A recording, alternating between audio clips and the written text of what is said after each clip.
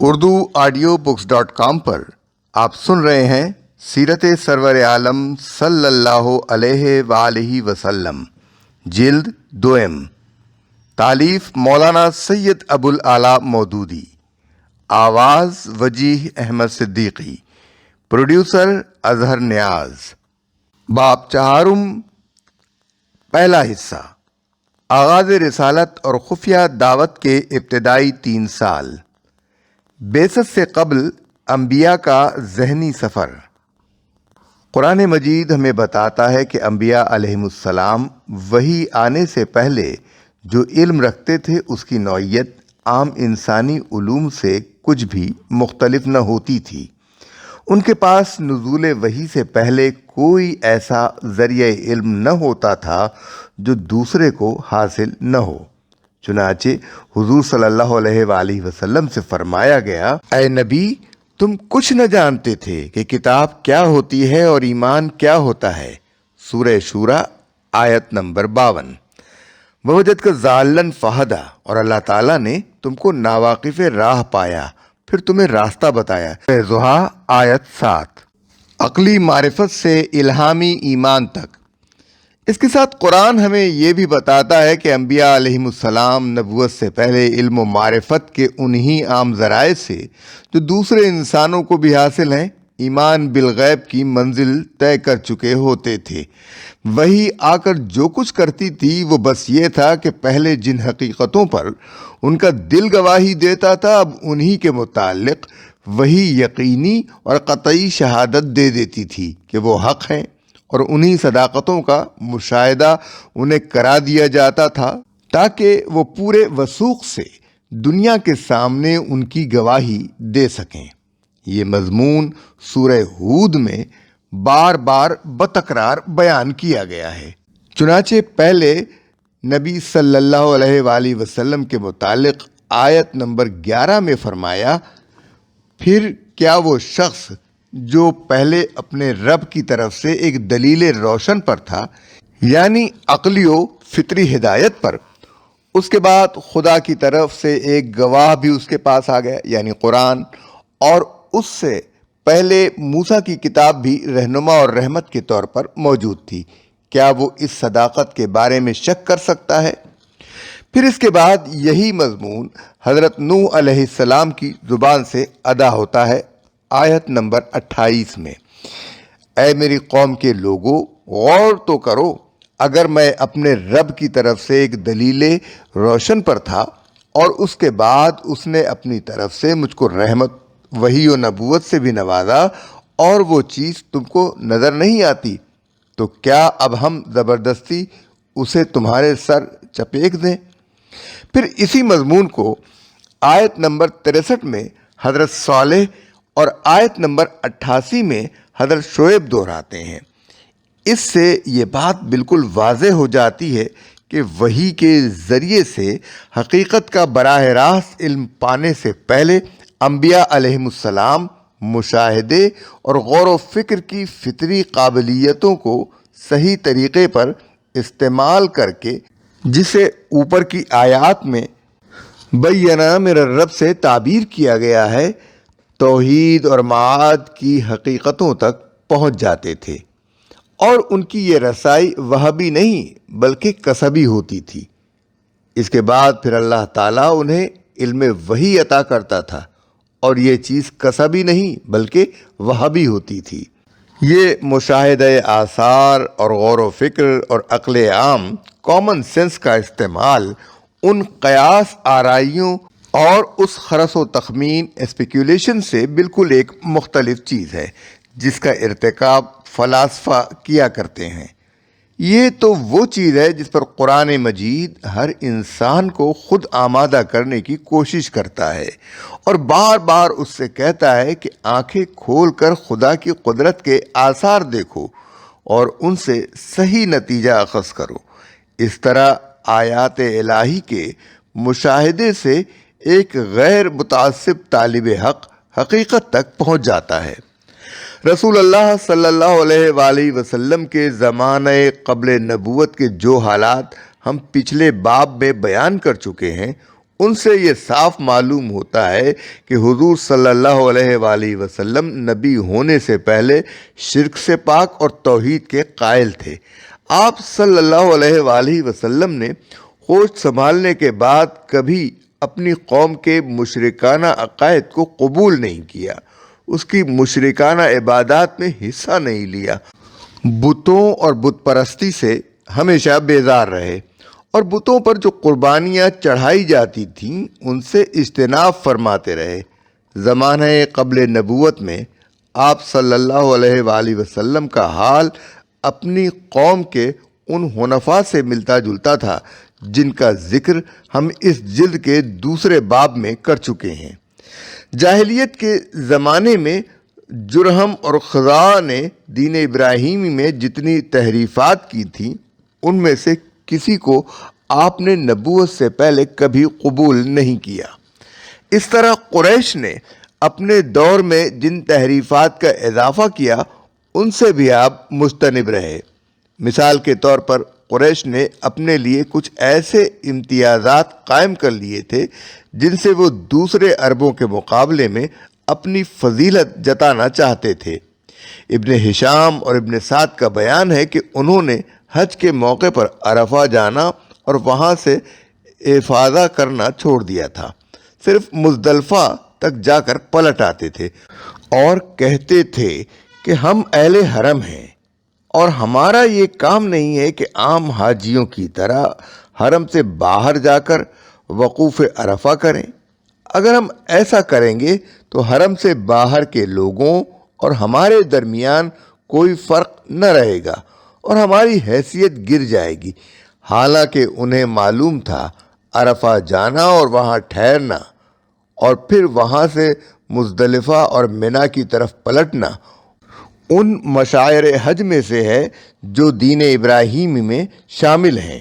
رفتہ رفتہ ان امتیازات میں حرم سے باہر کے رہنے والے وہ قبائل بھی شریک ہو گئے جن سے قریش کی رشتہ داریاں تھیں، جیسے بنی کنانہ اور خزاعہ اور بنی عامر بن صعصع، حتیٰ کہ جو قبائل قریش کے حلیف تھے ان کی شان بھی عربوں سے اونچی ہو گئی اور انہوں نے بھی عرفہ جانا چھوڑ دیا۔ لیکن رسول اللہ صلی اللہ علیہ وآلہ وسلم نے نبوت سے پہلے ہی اس بدعت کو رد کر دیا تھا۔ جبیر رضی اللہ تعالیٰ بن مطعم سے ابن اسحاق کی روایت ہے کہ میں نے نزول وحی سے پہلے حضور صلی اللہ علیہ وسلم کو عام عربوں کے ساتھ وقوف عرفہ کرتے دیکھا ہے۔ قریش کی رائج کردہ بدعتوں میں سے ایک یہ بھی تھی کہ حرم سے باہر کا رہنے والا اگر حج یا عمرے کے لیے آئے تو وہ باہر سے لایا ہوا نہ کھانا کھا سکتا ہے نہ باہر کے کپڑوں میں طواف کر سکتا ہے۔ کھانا وہ حرم کا کھائے اور کپڑا اگر حرم کا نہ ملے تو برہنہ طواف کرے۔ اگر اس نے بیرونی کپڑوں میں طواف کر لیا ہو تو اسے چاہیے کہ ان کپڑوں کو پھینک دے، نہ خود ان کو پہنے اور نہ کوئی ان کو ہاتھ لگائے۔ اہل عرب نے اس بدعت کو بے چون و چرا دین کی حیثیت سے قبول کر لیا۔ اس طرح برہنہ طواف نے رواج پایا۔ حضور صلی اللہ علیہ وآلہ وسلم نبوت سے پہلے بھی ان بدعتوں کو غلط سمجھتے تھے۔ حضور صلی اللہ علیہ وآلہ وسلم کا دور تحنث۔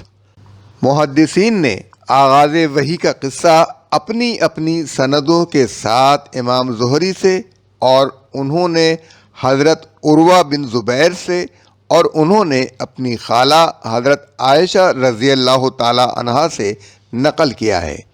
وہ فرماتی ہیں کہ رسول اللہ صلی اللہ علیہ وآلہ وسلم پر وحی کی ابتدا سچے اور بعض روایات میں ہے اچھے خوابوں کی شکل میں ہوئی۔ آپ صلی اللہ علیہ وآلہ وسلم جو خواب بھی دیکھتے وہ ایسا ہوتا جیسے آپ دن کی روشنی میں دیکھ رہے ہیں۔ بہقی کی روایت ہے کہ یہ کیفیت نزول وحی سے 6 مہینے پہلے شروع ہو گئی تھی۔ پھر آپ تنہائی پسند ہو گئے اور کئی شب و روز غار حرا میں رہ کر عبادت کرنے لگے۔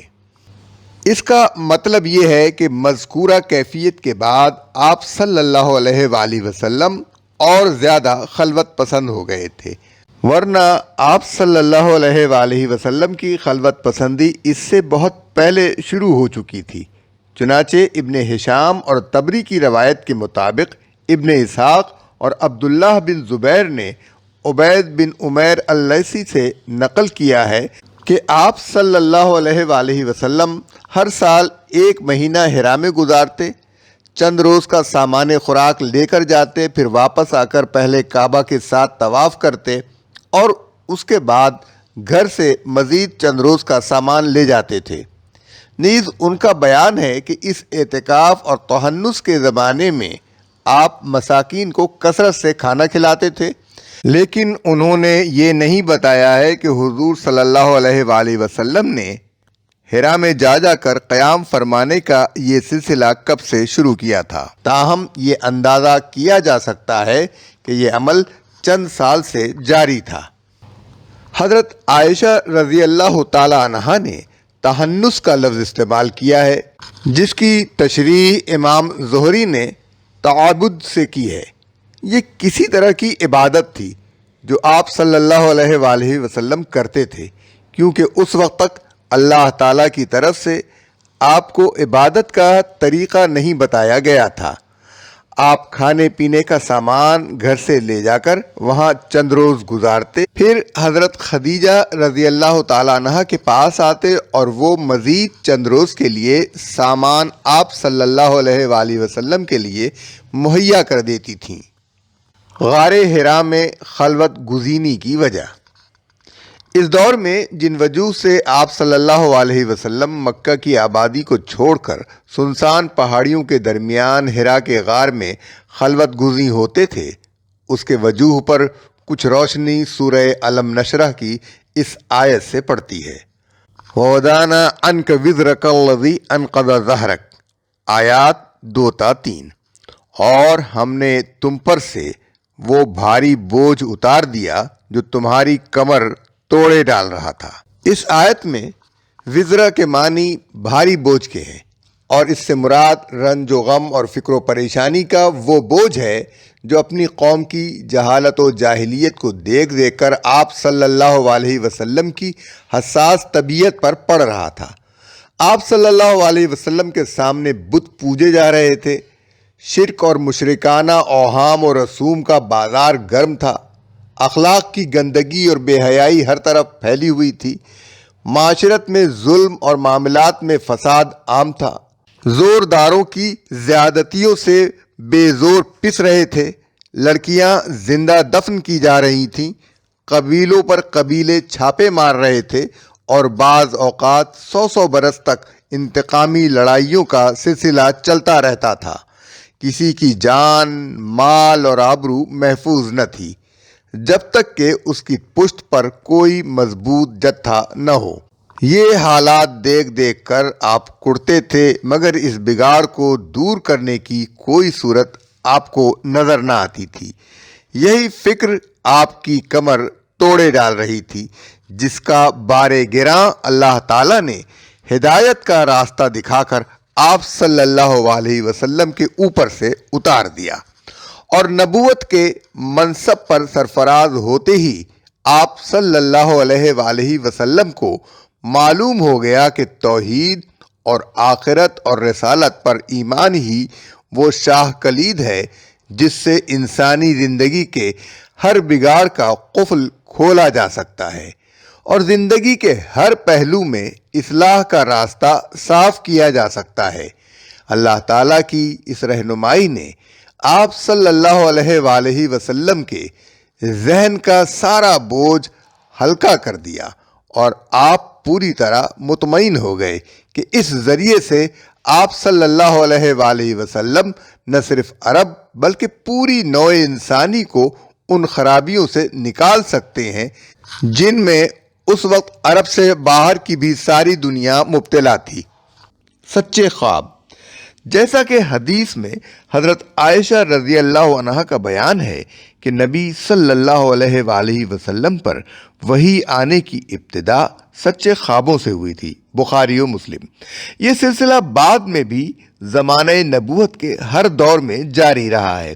چنانچہ احادیث میں آپ صلی اللہ علیہ وآلہ وسلم کے بہت سے خوابوں کا ذکر ملتا ہے، جن میں آپ صلی اللہ علیہ وآلہ وسلم کو کوئی تعلیم دی گئی ہے یا کسی بات پر مطلع کیا گیا ہے، اور قرآن مجید میں بھی آپ کے ایک خواب کا صراحت کے ساتھ ذکر آیا ہے، سورہ فتح آیت 27۔ اس کے علاوہ متعدد احادیث میں یہ ذکر بھی آیا ہے کہ حضور نے فرمایا، فلاں بات میرے دل میں ڈال دی گئی ہے، یا مجھے یہ بتایا گیا ہے، یا مجھے یہ حکم دیا گیا ہے، یا مجھے اس سے منع کیا گیا ہے۔ احادیث قدسیہ زیادہ تر اسی قبیل سے ہیں۔ ابتدائے وحی: جب آپ کی عمر 40 سال 6 مہینے کی ہو گئی، عموماً یہ کہا جاتا ہے کہ 40 سال کی عمر میں حضور صلی اللہ علیہ وسلم نبوت سے سرفراز فرمائے گئے تھے، لیکن آپ کی ولادت ربیع الاول 1 عام الفیل میں ہوئی اور نبوت آپ کو رمضان 40 عام الفیل میں عطا ہوئی۔ اس لیے آغاز نبوت کے وقت عمر مبارک ٹھیک 40 سال 6 مہینے تھی۔ لہذا جب آپ کی عمر 40 سال 6 مہینے ہو گئی تو ایک روز ماہ رمضان میں یکایک آپ پر غار حرا میں وحی نازل ہوئی، اور فرشتے نے رو در رو آپ صلی اللہ علیہ وآلہ وسلم کے سامنے آ کر آپ صلی اللہ علیہ وآلہ وسلم سے کہا، پڑھو۔ عبداللہ بن زبیر رضی اللہ عنہ اور ابن اسحاق نے عبید بن عمیر اللیثی سے نقل کیا ہے کہ حضور صلی اللہ علیہ وسلم نے فرمایا، خواب میں جبرائیل نے آ کر ایک ریشمی کپڑے میں لکھی ہوئی تحریر مجھے دکھائی، جس میں سورہ علق کی ابتدائی آیات لکھی ہوئی تھیں، اور مجھ سے کہا، پڑھو۔ میں نے کہا، میں پڑھا ہوا نہیں ہوں۔ پھر انہوں نے مجھے اس طرح بھینچا کہ میں سمجھا کہ میری جان نکل جائے گی، پھر مجھے چھوڑ دیا اور کہا، پڑھو، اور اقرا سے ما لم یعلم تک مجھے پڑھوایا۔ جب میں نیند سے بیدار ہوا تو معلوم ہوتا تھا کہ یہ تحریر میرے سینے میں لکھی ہوئی ہے۔ طبری، ابن ہشام، سہیلی، ابن کثیر اس روایت کو نقل کر کے کہتے ہیں کہ یہ گویا تمہید تھی اس معاملے کی جو جاگنے کے بعد بیداری میں پیش آیا، جس کا ذکر حضرت عائشہ والی حدیث میں آیا ہے۔ بخاری میں کئی جگہ یہ واقعہ حضرت عائشہ رضی اللہ تعالی عنہا سے نقل ہوا ہے۔ وہ خود رسول اللہ صلی اللہ علیہ وآلہ وسلم کا ارشاد بیان کرتی ہیں، میں نے کہا، میں تو پڑھا ہوا نہیں ہوں۔ اس پر فرشتے نے مجھے پکڑ کر بھینچا، یہاں تک کہ میری قوت برداشت جواب دینے لگی، پھر اس نے مجھے چھوڑ دیا اور کہا، پڑھو۔ میں نے کہا، میں تو پڑھا ہوا نہیں ہوں۔ اس نے دوبارہ مجھے بھینچا اور میری قوت برداشت جواب دینے لگی، پھر اس نے مجھے چھوڑ دیا اور کہا، پڑھو۔ میں نے پھر کہا، میں پڑھا ہوا نہیں ہوں۔ اس نے تیسری مرتبہ مجھے بھینچا، یہاں تک کہ میری قوت برداشت جواب دینے لگی، پھر اس نے مجھے چھوڑ دیا اور کہا، اقرا باسم ربک الذی خلق، پڑھو اپنے رب کے نام کے ساتھ جس نے پیدا کیا، یہاں تک کہ ما لم یعلم، جسے وہ نہ جانتا تھا، تک پہنچ گیا۔ حضرت عائشہ رضی اللہ تعالی عنہ فرماتی ہیں کہ اس کے بعد رسول اللہ صلی اللہ علیہ وآلہ وسلم کانپتے لرزتے ہوئے وہاں سے پلٹے اور حضرت خدیجہ رضی اللہ تعالی عنہ کے پاس پہنچ کر کہا، مجھے اڑھاؤ، مجھے اڑھاؤ۔ چنانچہ آپ کو اڑھا دیا گیا۔ جب آپ صلی اللہ علیہ وآلہ وسلم پر سے خوف زدگی کی کیفیت دور ہو گئی تو آپ صلی اللہ علیہ وآلہ وسلم نے فرمایا، اے خدیجہ، یہ مجھے کیا ہو گیا ہے؟ پھر سارا قصہ آپ نے ان کو سنایا اور کہا، مجھے اپنی جان کا ڈر ہے۔ اس خوف کے بہت سے وجوہ علماء نے بیان کیے ہیں، جن کی تعداد 12 تک پہنچتی ہے، مگر ہمارے نزدیک صحیح بات یہ ہے کہ نبوت کا بار گراں کا تصور کر کے حضور صلی اللہ علیہ وآلہ وسلم لرز رہے تھے، اور آپ صلی اللہ علیہ وآلہ وسلم کو بار بار خیال آتا تھا کہ میں اتنا بڑا بوجھ کیسے اٹھا سکوں گا۔ اس سے اندازہ ہوتا ہے کہ حضور صلی اللہ علیہ وآلہ وسلم اپنے آپ کو کوئی بڑی ہستی نہ سمجھتے تھے، اور کوئی ایسا ادعا آپ صلی اللہ علیہ وآلہ وسلم کے ذہن میں نہ تھا کہ مجھ جیسے آدمی کو نبی ہی ہونا چاہیے، اور کوئی زوم آپ کو نہ تھا کہ میں ہی یہ عظیم کام انجام دینے کی قوت و اہلیت رکھتا ہوں۔ حضور اکرم صلی اللہ علیہ وآلہ وسلم کے اس خوف کے متعلق حضرت خدیجہ رضی اللہ تعالی عنہا نے ان سے کہا، ہرگز نہیں، آپ خوش ہو جائیے، خدا کی قسم آپ کو اللہ تعالیٰ کبھی رسوا نہ کرے گا۔ ایک روایت میں الفاظ ہیں، اللہ تعالیٰ کبھی آپ کو رنج میں مبتلا نہ کرے گا۔ آپ رشتہ داروں سے نیک سلوک کرتے ہیں، سچ بولتے ہیں۔ ایک روایت میں یہ اضافہ ہے کہ امانتیں ادا کرتے ہیں، بے سہارا لوگوں کا بار خود برداشت کرتے ہیں، نادار لوگوں کو کما کر دیتے ہیں، مہمان نوازی کرتے ہیں اور نیک کاموں میں مدد کرتے ہیں۔ اور ایک روایت میں یہ اضافہ ہے کہ آپ صلی اللہ علیہ وآلہ وسلم کے اخلاق کریمانہ ہیں۔ پھر حضرت خدیجہ رضی اللہ تعالی عنہا حضور صلی اللہ علیہ وآلہ وسلم کو ساتھ لے کر ورقہ بن نوفل کے پاس گئیں، جو ان کے چچازاد بھائی تھے۔ زمانہ جاہلیت میں بت پرستی چھوڑ کر عیسائی ہو گئے تھے، عربی اور عبرانی میں انجیل لکھتے تھے، بہت بوڑھے اور نابینا ہو گئے تھے۔ حضرت خدیجہ رضی اللہ تعالی عنہا نے ان سے کہا، بھائی جان ذرا اپنے بھتیجے کا قصہ سنیے۔ حضور صلی اللہ علیہ وسلم کو ان کا بھتیجا اس لیے کہا کہ ان کی تیسری پشت میں عبد الاعضیٰ حضور صلی اللہ علیہ وسلم کی چوتھی پشت میں عبد مناف کا بھائی تھا۔ ابو نعیم کی روایت میں ہے کہ حضرت خدیجہ رضی اللہ تعالی عنہا نے خود سارا قصہ ورقہ کو سنایا۔ ورقہ نے حضور صلی اللہ علیہ وسلم سے کہا، بھتیجے تم کو کیا نظر آیا؟ رسول اللہ صلی اللہ علیہ وآلہ وسلم نے جو کچھ دیکھا تھا وہ بیان کیا۔ ورقہ نے کہا، یہ وہی ناموس عالم بالا سے وہی لانے والا فرشتہ ہے جو اللہ تعالیٰ نے موسیٰ پر نازل کیا تھا۔ حضرت عیسیٰ علیہ السلام کے بجائے حضرت موسیٰ علیہ السلام کا ذکر غالباً اس لیے کیا کہ حضرت عیسیٰ علیہ السلام کے لیے تو نبوت کی بشارت پیدائش سے بھی پہلے دے دی گئی تھی، البتہ حضرت موسیٰ علیہ السلام کو نبوت اسی طرح اچانک ملی جس طرح حضور صلی اللہ علیہ وسلم کو دی گئی۔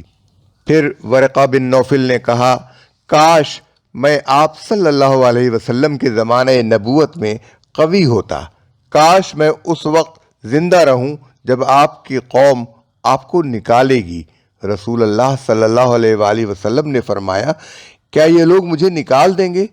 ورقہ نے کہا، ہاں، کبھی ایسا نہیں ہوا کہ کوئی شخص وہ چیز لے کر آیا ہو جو آپ لائے ہیں اور اس سے دشمنی نہ کی گئی ہو۔ اگر میں نے آپ صلی اللہ علیہ وآلہ وسلم کا وہ زمانہ پایا تو میں آپ کی پرزور مدد کروں گا۔ مگر زیادہ مدت نہ گزری تھی کہ ورقہ کا انتقال ہو گیا۔